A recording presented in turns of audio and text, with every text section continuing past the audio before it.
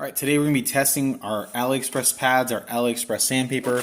What I did is I have these little 5-inch pads here. I glued a self-abrasive and I cut it to size. The reason you want to cut it to size, you don't really want it hitting right here, so you want to have it 5 inches. These are 6-inch pads. And we're going to test on this. Look at this. This game is toast. Toasty, toasty, toasty. Look, this thing's really bad. I doubt it works. But I want to see how the sandpaper does. This is 1,200 grit. We're going to wet sand it in our Xbox 360 game. So we're going to do this live. We're going to do this together. I'm going to put a little more water. We'll see what happens. You know, if this fails, it fails. If it works, it works. And go from there. All right, next thing we're going to do is spray some water. Always wet sand. No such thing as too much water. You always want to wet sand. And again, this is just 10 seconds. Let's see what happens. Oof. That thing's going. 10 seconds. Let's see how it does. This is live action. I've never done this before. So let's see what happens.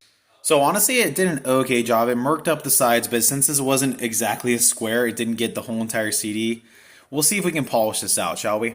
All right, I'm going to put some water on the disc, and we're going to put some Scratch X. This is the last of the Scratch X bottle. I'm going to see if we can get this thing looking good. Again, I used the stuff that came with it. This is an Ailexpress pad. This is all Ailexpress repair. There's a little piece of thing right here. So anytime you run into something like this, is there? You want to take it out, and then this, I didn't really damp this with water, so I'm just going to really spray this down, get it nice and wet. Water is definitely your friend. Water and the wax together work well. We're going to do, probably have to do 40 seconds, so I'm going to do a first 20-second run here. Then I'm going to let it run for 20 seconds, and I'm probably going to need another 20 seconds, because since we sanded it, you definitely have to polish it a lot longer, so you are going to use more pad. So just note that. All right, this was our first run. It's looking a little bit better, but we definitely want to polish it for another 20 seconds. Like I said, I kind of like to take a break and apply more wax. I'm probably overkilling it, but I get my wax. Everything you see here is gotten at garage sales or secondhand. Like, definitely look for this stuff out in the wild. It's very easy to obtain. Make sure that obviously it's liquidy and it's not watery. I've done that a few times with Scratch X. It's like, oh, good deal on Scratch X, and it's all watery. So as long as it's pasty, you can get a great deal on the rubbing compound and save yourself a lot of money when you're doing your cleaning. I highly recommend that. Let's see how it turned out. All right, this is our Maguire with the residual. After we sanded it, it's looking pretty good. Let's see if we can clean it up.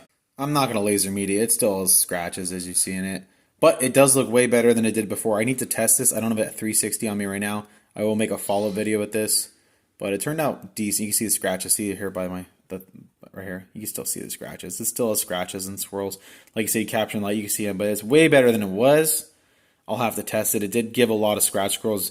I can't recommend these Ailexpress sandpaper pads. I think they just swirl the CD a little much. I did get it to work though last time. It just kind of messes up the condition, but I guess it does fix it. So just be careful.